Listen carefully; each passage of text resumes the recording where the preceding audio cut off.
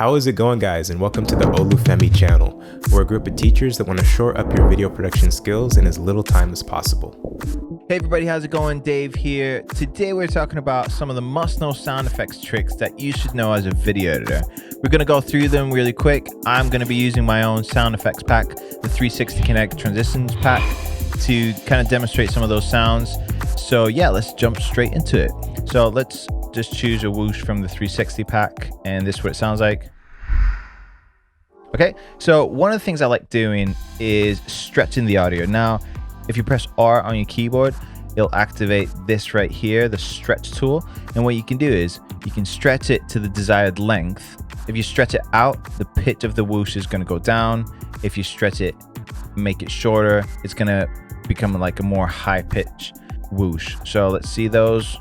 So that's the original. Let's extend it out. And then if we push that in and make the whoosh smaller, yeah, just from one sample, you can just create so much already.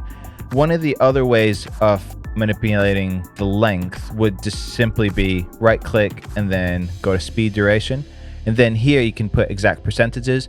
But personally, I like to know exactly how much I stretch the clip.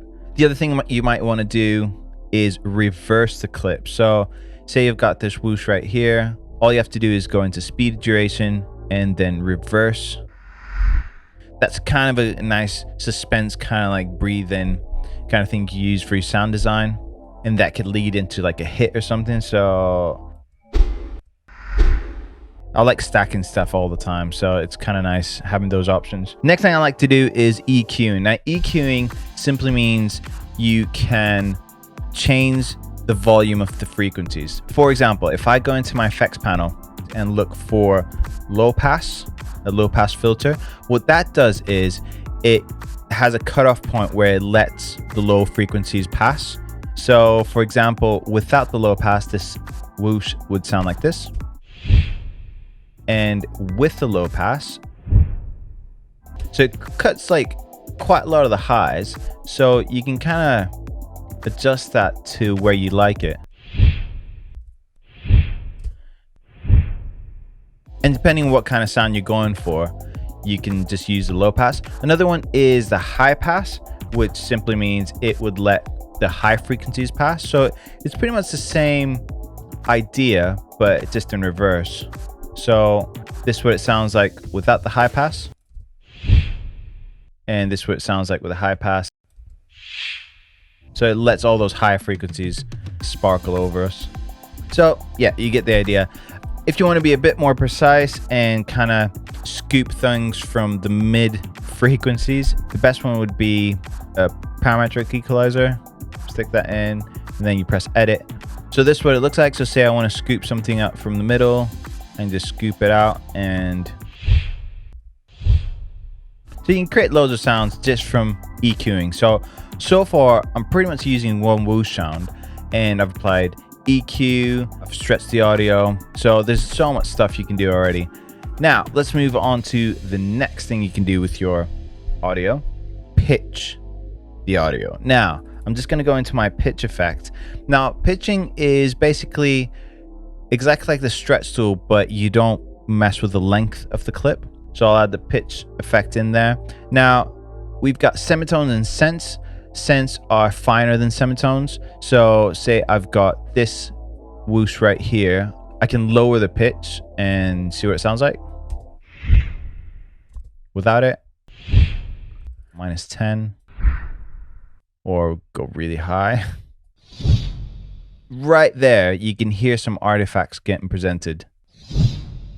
So it's like super digital on the high end. So depending on the clip, you know, you can only stretch it so much or you can pitch it so much. So, you know, experiment with stuff and see what you come up with. Now, the next thing I like using my sound effects is reverb. Reverb is great. So if you go into your sound effects and search for reverb, let's choose the studio reverb, and we'll go up to the effects and edit. Now, if you see this for the first time, it can be a bit scary. I would personally start from a preset. So let's go for the Great Hall, see what that sounds like. So it adds a bit of reverb to that. Now, I would like to increase the room size. So obviously room size is how big the room is. Decay is how far the reverb travels before it starts lowering in volume. And then you've got like finer stuff here. So just go with those two to start off with. Side note, the one thing about reverb is it's either a glitch or they've done it on purpose in Premiere. Now, the reverb is only going to last as long as the clip lasts. So if you want your reverb to last a bit longer, I would nest this audio clip. I'd go in the nest, and then we'd have to just extend that clip. I'll just add another audio sample there and pop it right at 45 seconds. That'd be a long reverb. But what that means is I've disabled the clip as well. But what that means is I can extend the duration of that clip. So that reverb is going to last a lot longer.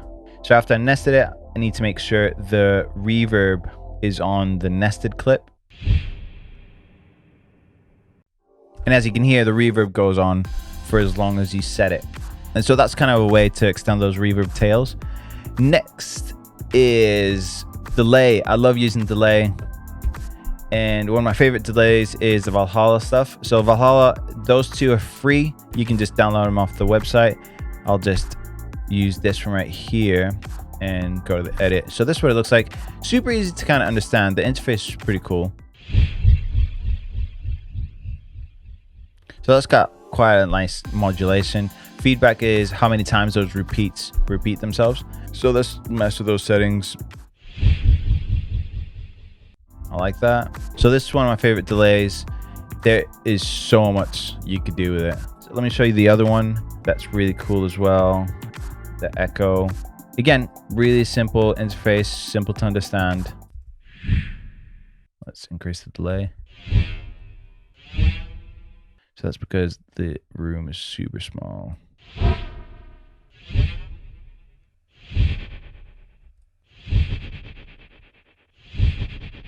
Now, the cool thing is with some of these delays and effects, you can set keyframes for the individual parameters. So say I would like to get this sample to kind of speed up, and you'll see what I mean. So I'll set a keyframe at the beginning and move a bit forward, set another keyframe, and at this keyframe, I'm just gonna make it a bit tighter. So it's gonna sound like the sample speeding up. You can get like some nice alien sounds there. So yeah, you can do stuff like that. You can mess with all the parameters and see what you come up with. But yeah, that is delay, something I really like using. Next thing we need to be mindful of is the stereo image. Now, stereo image just means that we've got obviously two ears, we've got a right and left. So we can pan stuff and kind of make things focus on the left side or on the right side. I'll show you what I mean. Now we've got this sample right here. All right, all these samples from the pack, most of them are stereo, so they'll give you that spacey feel. Now, let's say I want to add the same one, but I want it to hit my other ear. So all you have to do is go select the clip, go into effects, and balance is what I'm talking about. Let's go extreme. Let's offset this clip so it's all the way to the left, and then the next one will be all the way to the right. That opens up that stereo width, and you can just make use of that stereo space a bit more. Now, say we want to make our stereo width a bit more extreme. There's this plugin called BX Solo, and what you do is you drop it in your clip, and you can literally make anything sound more stereo, if that makes sense. So we'll just edit, and it literally has one kind of knob here to increase the stereo width. So for example, I've got this sample. It reminds you of Wakanda. It's amazing. So if I wanted to make that a bit more stereo, like just push it out and just make it sound like it's all around my head, I'll just increase it to 400. That stereo width goes mad. Now this next one and the last one is a bit more experimental. I like using overdrive on some of my effects. So say I've got this whoosh right here. It's a long whoosh and it reminds me of like a stormy wind.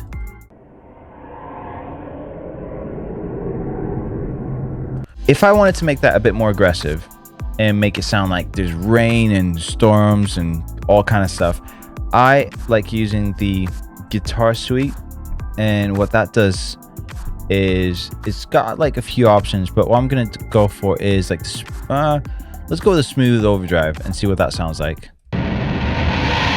That's not as smooth, so we're gonna go into the mix, so the amount, and pull that back a tiny bit more.